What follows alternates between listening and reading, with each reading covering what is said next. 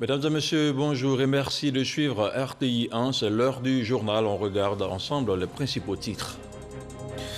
À Paris, le président de la République, Alassane Ouattara, s'est entretenu mercredi avec son homologue malien, le président de la transition, Ban Dao. Les deux chefs d'État ont fait le point de la coopération entre les deux pays ainsi que de l'évolution de la transition malienne. Alassane Ouattara a aussi échangé avec le président de la Commission de l'Union africaine. Ils ont été condamnés à 20 ans de prison pour certains et 5 ans pour d'autres. Les 24 suspects mis aux arrêts dans le cadre de l'opération mixte de police Nawa connaissent leur peine depuis hier. Ils étaient soupçonnés de favoriser la traite des enfants dans les plantations de cacao. Et alors que les affrontements se poursuivent sur le terrain, le président américain Joe Biden a appelé à une désescalade dans le conflit israélo-palestinien. Déclenchée le 10 mai dernier, la flambée de violence la plus meurtrière depuis 2014 entre Israël et le Hamas a coûté la vie à au moins 227 Palestiniens. Voilà pour les titres. Merci de nous regarder depuis chez vous. On ouvre ce journal avec les entretiens du chef de l'État au lendemain du sommet sur le financement des économies africaines à Paris. Le président de la République, Alassane Ouattara, s'est entretenu successivement hier mercredi avec le président de la transition au Mali, Ban Dao. Alassane Ouattara a aussi reçu en audience le président de la Commission de l'Union africaine, le Tchadien Moussa Faki Mahama. Le commentaire de Viviane Haïma. Présent au sommet sur le financement des économies africaines qui s'est ouvert le mardi 18 mai à Paris, le président de la République, Alassane Ouattara, a eu un entretien en marge du sommet avec le président de la transition au Mali, Ban Dao, investi le 25 septembre 2020 par la CEDEAO, avec pour feuille de route de mener à bien les réformes dont le Mali a besoin et organiser dans un délai de 18 mois des élections transparentes devant conduire au rétablissement de l'ordre constitutionnel dans ce pays. J'ai indiqué à M. le Président que nous continuerons de tout faire pour aider les Maliens, pour aider la transition. Dans la tradition africaine, je me devais de venir voir M. le Président en tant qu'aîné. Il fait part de mes préoccupations, éventuellement de recueillir ses conseils. Toutes choses qui lui restent a été bien compris. Et les réponses et les encouragements que j'ai reçus, comme vous le constatez, me satisfont. Aussi une fois encore, je ne peux que les remercier de cet accueil qui me surprend guère. Le président de la République, Alassane Ouattara, a également reçu pour un entretien le président de la Commission de l'Union africaine, Moussa Faki Mahama. Nous sommes au lendemain d'une importante conférence sur le financement des économies africaines. Et vous savez, le président Ouattara est le champion de l'Union africaine pour la mise en œuvre de l'agenda 2063, qui est l'agenda africain, notamment en matière économique. Nous avons bénéficié de son expertise au cours de cette importante conférence et des propositions importantes ont été faites au cours de cette réunion. Et il est tout à fait naturel que je vienne discuter avec lui sur le suivi des conclusions de cette importante conférence. J'ai profité également, comme il vous l'a dit, de faire un tour d'horizon. Je me félicite des progrès patents en Côte d'Ivoire, dans le sens de la réconciliation et de la paix. La Côte d'Ivoire est un pays phare du continent, il est une locomotive dans l'intégration de notre continent et il y a lieu de s'en féliciter. Nous avons également fait un tour d'horizon sur la région, sur le continent africain, qui par ailleurs, en plus de la crise sanitaire et économique, fait face également à une crise sécuritaire, notamment dans le Sahel, dans le bassin du lac Tchad, dans la Corne de l'Afrique et même en Afrique australe. Et ça, c'est une préoccupation.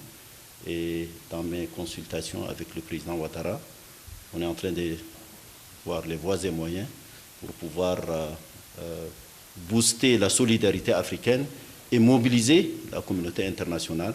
Autant de nouveaux défis qui se posent et face auxquels le continent africain est en droit d'espérer la solidarité internationale. Retour à Abidjan. Hier, dans la cour du CESEC, le Conseil économique, social, environnemental et culturel, la Côte d'Ivoire a rendu un ultime hommage à Laurent Dona Fologo. L'ex-président de l'institution a achevé son parcours terrestre le 5 février dernier des suites d'une courte maladie. L'homme n'aura pas vécu inutilement. Retour sur une série de témoignages dans ce reportage signé Sidonie Davila.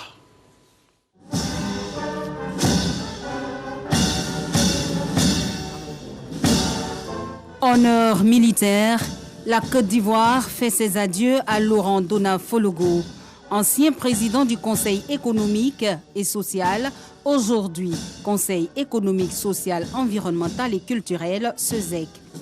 Dans cet ultime adieu, l'occasion est donnée à la nation ivoirienne d'exprimer toute sa compassion à un digne fils du pays, en présence du président du Conseil constitutionnel, Mamadou Koné, représentant le chef de l'État, Alassane Ouattara. De nombreuses personnalités ainsi que des membres de la famille du défunt.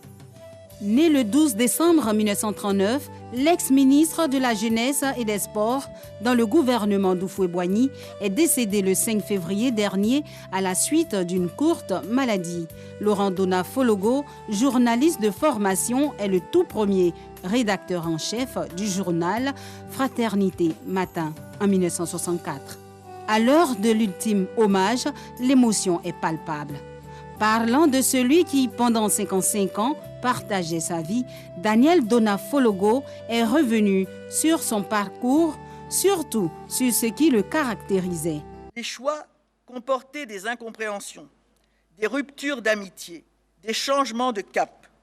Mon mari s'interrogeait toujours sur les décisions à prendre, mais il gardait sa boussole.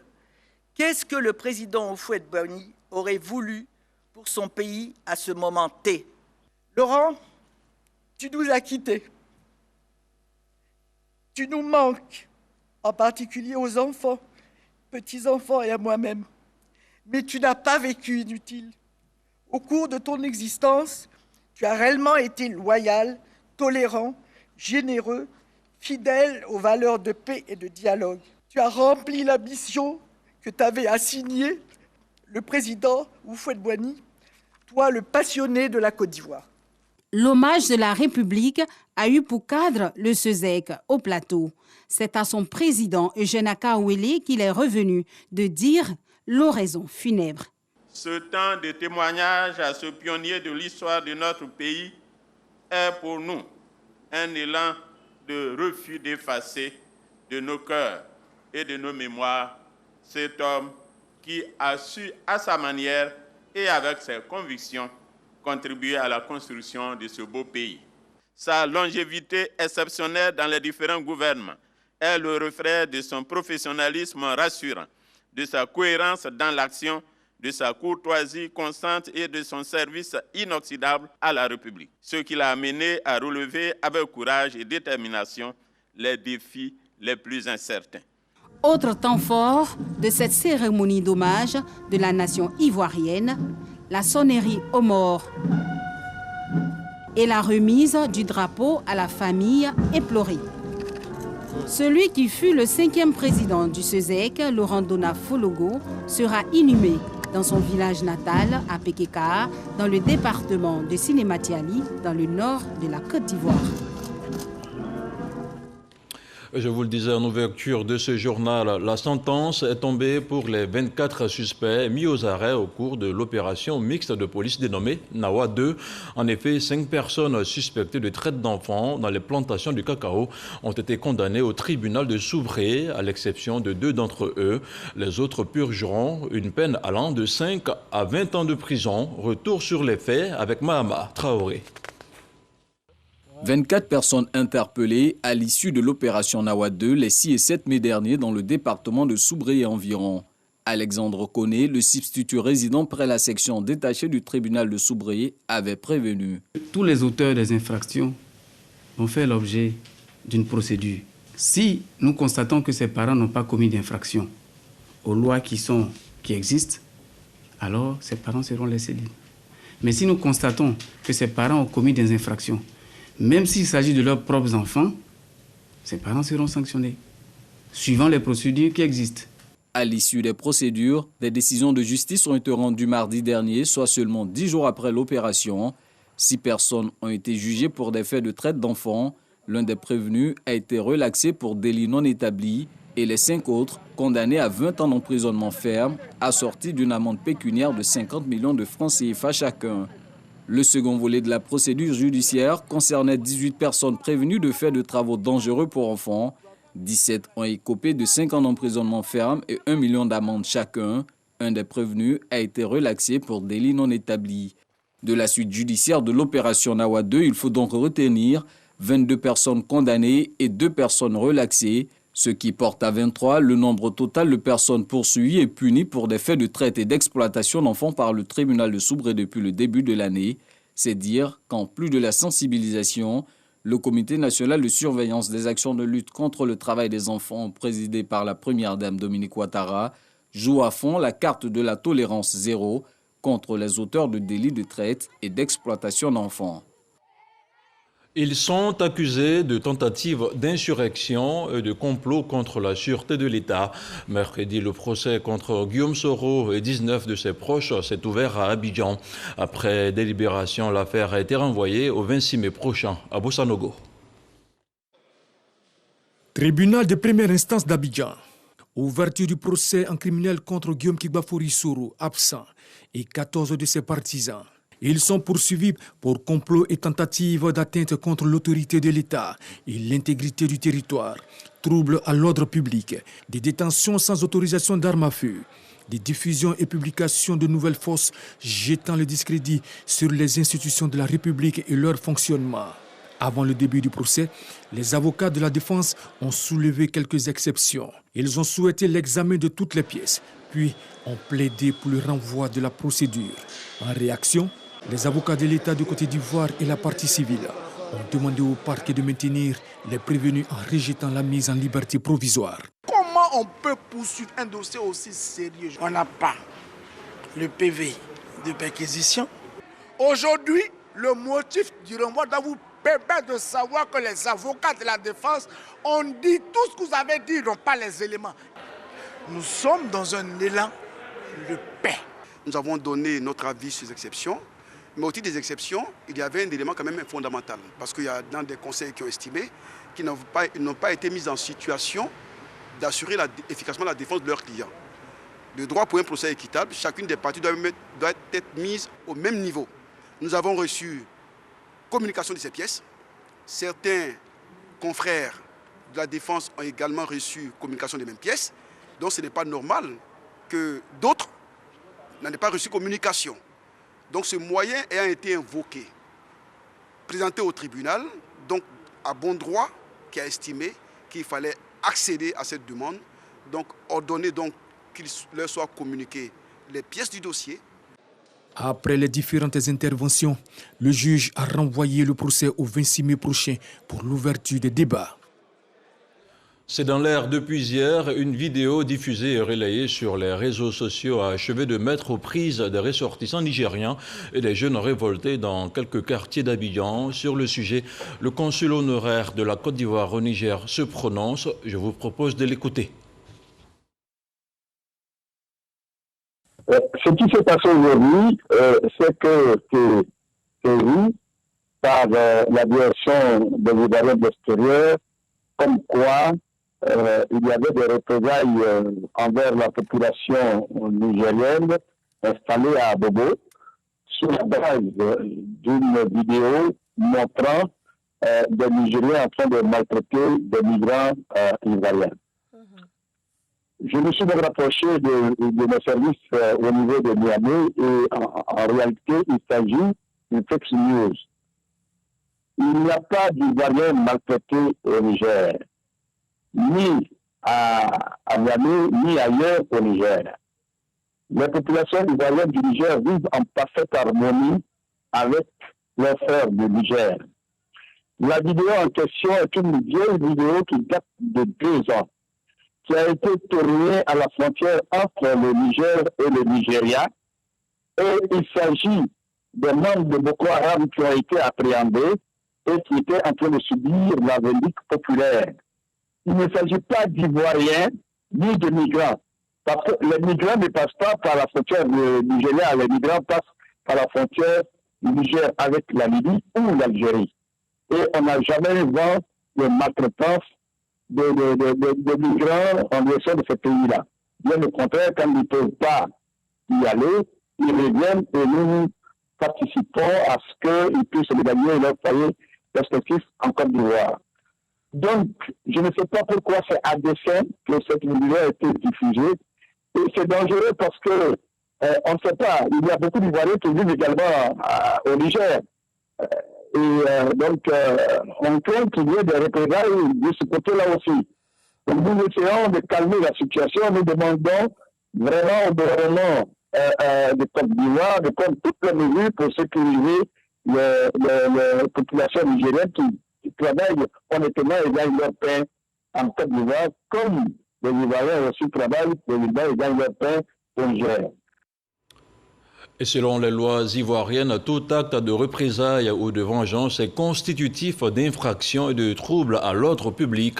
Le ministre de la Sécurité et de la Protection civile a produit une déclaration. On l'écoute. Cet après-midi, il y a eu des incidents à Bobo, à Nyama, à Yopougon, à Angré et hier à Daloa, incident consécutif à une vidéo qui circulait sur les réseaux sociaux et qui mettait en scène des actes de violence sur des individus. Cette vidéo a été interprétée par certaines personnes qui ont leurs raisons, mais qui ont fait croire que cette vidéo concernait des Ivoiriens qui étaient des migrants dans un pays ami que je ne citerai pas. À la suite donc de cette interprétation, les actes de violence visant essentiellement la communauté nigérienne en Côte d'Ivoire ont été perpétrés dans les localités que je viens de citer. Pour rappel, hier à Daloa, quelques individus ont tenté de molester des Nigériens. Aujourd'hui encore, à Bobo, à Nyama, à Angré, à Djamé et à Yopougon, d'autres individus ont tenté la même chose. Les forces de sécurité se sont interposées, mais malheureusement, ces incidents ont provoqué, en termes de bilan, 10 blessés, 12 interpellés, 6 véhicules calcinés et une douzaine de magasins pillés. C'est le lieu de rappeler aux uns et aux autres que la Côte d'Ivoire aujourd'hui est dans une situation de paix. Tous les efforts consentis par le gouvernement, avec à sa tête le Premier ministre, sous la houlette de son Excellence Monsieur le Président de la République, mettent tout en œuvre pour que chaque citoyen vaque tranquillement à ses occupations. Et notre pays a retrouvé la paix. Je tiens à insister sur les dispositions que le gouvernement prend pour mettre la main sur tous ces fauteurs de troubles. Des enquêtes sont en cours. Ces enquêtes nous ont déjà permis d'interpeller dans le cadre de ces agissements 10 individus. Mais aussi, les enquêtes continuent et elles nous permettront de mettre à nu l'auteur de cette vidéo, celui qui l'a diffusée, tous ceux qui les ont relayés, parce que beaucoup ne savent pas que la Côte d'Ivoire aujourd'hui dispose des moyens pour aller à la source de toutes ces publications. Je tiens à rappeler que le contexte dans lequel nous nous trouvons doit faire en sorte que chacun pose des actes allant dans le sens de la paix. Nous serons intransigeants sur tous les fauteurs de troubles qui s'illustreront de cette manière-là pour mettre à mal la cohésion sociale. C'est le lieu, avant de terminer, de lancer un appel au calme. Nous sommes dans un pays qui accueille tous les frères, qui accueille tout le monde, les frères de la sous-région, qui vivent leur vie et qui vaquent aussi à leurs occupations. Nul n'a le droit de se faire justice. Il faut qu'on fasse en sorte que ces agissements cessent. Et voilà, c'était pour vous la déclaration du ministre de l'Intérieur et de la Sécurité, le général Bagondo Diomandé. Agression, sinon agressé violemment par son conjoint Madiara Fofana, une garde pénitentiaire en service à Agboville, a été par la suite admise au CHU de Cocody. La geôlière a reçu lundi dernier la visite de la ministre de la Femme, de la Famille et de l'Enfant.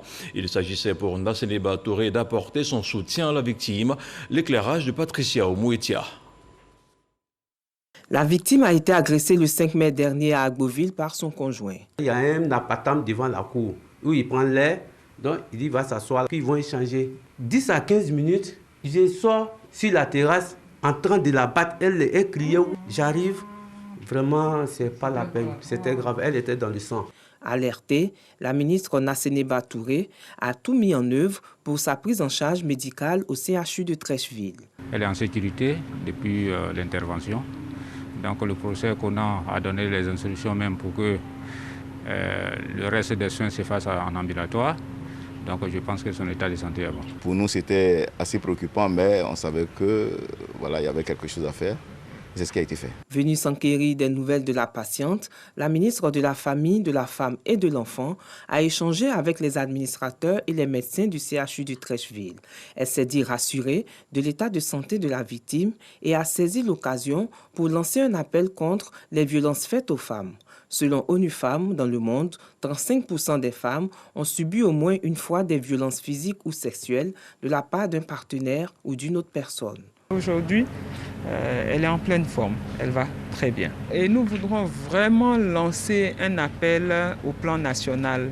Nous voudrions que les populations se saisissent des numéros verts qui existent, le 116 et le 1308, pour pouvoir nous aider à sauver des vies.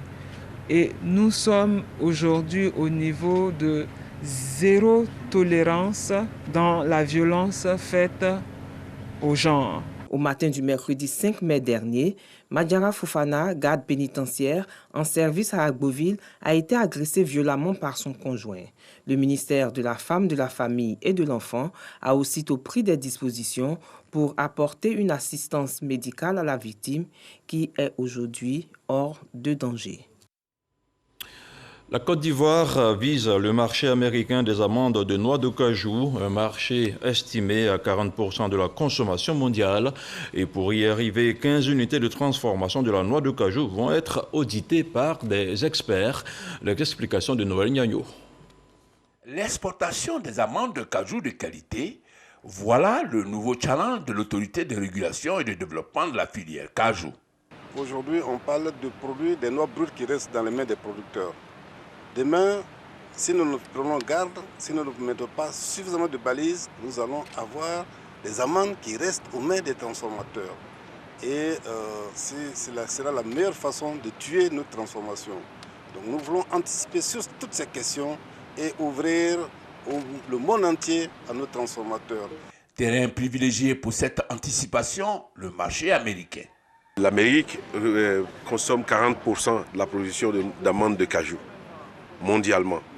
La Côte d'Ivoire, en termes de brut, produit 40% de noix de cajou brutes et les exporte. Pour l'heure, la Côte d'Ivoire n'exploite que 1% de cette capacité. Faire mieux devient l'enjeu majeur pour une double raison. Le marché américain, c'est le plus gros consommateur d'amandes. L'accès à ce marché garantit un débouché sûr pour nos transformateurs. Ça, c'est un. De deux, le marché américain est reconnu comme le marché le plus exigeant en termes donc, de qualité et d'exigence, de sécurité alimentaire. Donc, une fois que vous avez accès à ce marché, les autres marchés vous sont ouverts.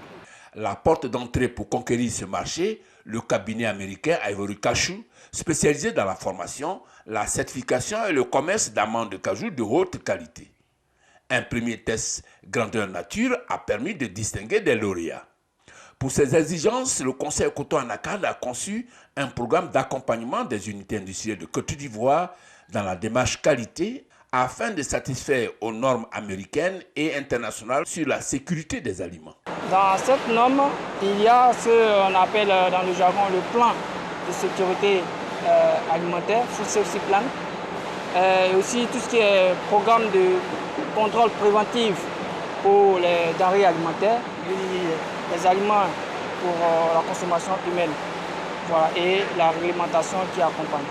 15 unités ivoiriennes de transformation sont identifiées pour la première phase. Ces unités vont être évaluées sur leur capacité à pénétrer le marché américain en matière d'importation de produits alimentaires. Des experts de haut niveau sur 15 jours vont auditer les dites unités.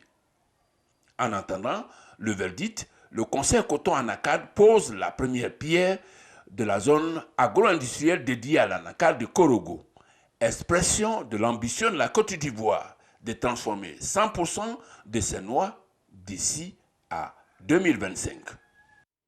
Mesurer pour la santé, c'est autour de ce thème que la communauté internationale célèbre ce jeudi 20 mai la journée mondiale de la métrologie.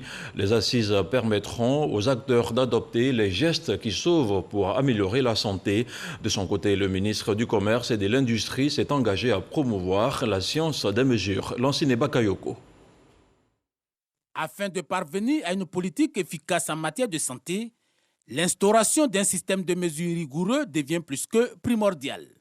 Les facteurs essentiels à un tel système sont entre autres la confiance dans les résultats d'essais à travers les spécifications reconnues et les instruments de mesure.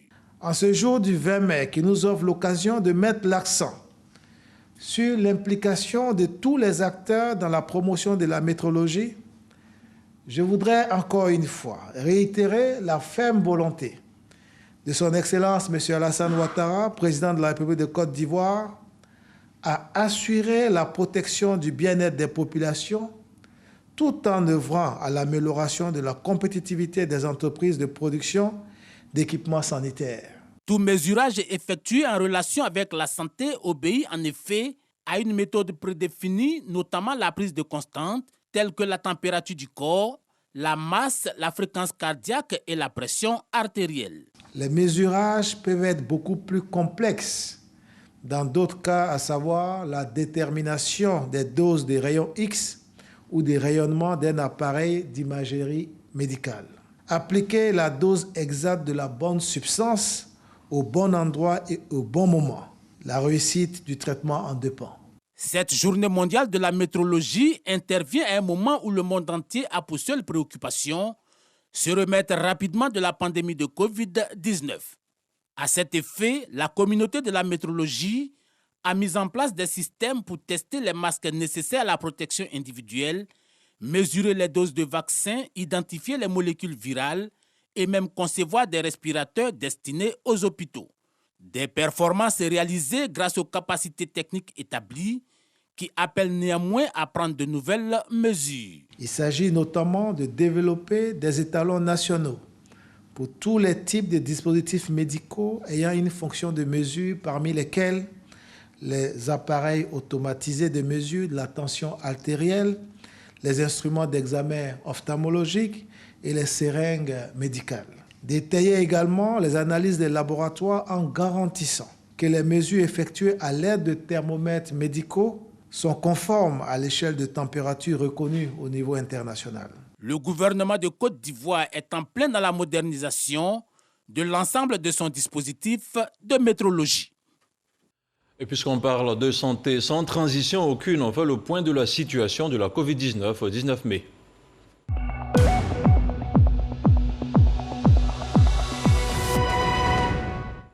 Le ministère de la Santé, de l'Hygiène publique et de la couverture maladie universelle a enregistré mercredi 69 nouveaux cas de Covid-19 sur 2240 échantillons prélevés, soit 3,1% de cas positifs, 41 guéris et 0 décès. Depuis hier, la Côte d'Ivoire compte donc 46 777 cas confirmés, dont 46 217 personnes guéries, 298 décès et 262 cas actifs. Le nombre total d'échantillons est de 625 623. Le 18 mai, 24 800 doses de vaccins contre la Covid-19 ont été administrées, soit un total de 391 085 doses administrées. Ce jeudi 20 mai, la diplomatie s'active sur le terrain et en coulisses pour tenter de mettre un terme à l'escalade militaire meurtrière entre Israël et le Hamas palestinien au pouvoir dans la bande de Gaza. La véritable bataille se déroule sur le front diplomatique. Lors d'un entretien téléphonique avec Benjamin Netanyahou, le 4e du genre depuis le début des combats, le président américain Joe Biden a exigé une désescalade militaire immédiate débouchant sur un cessez-le-feu.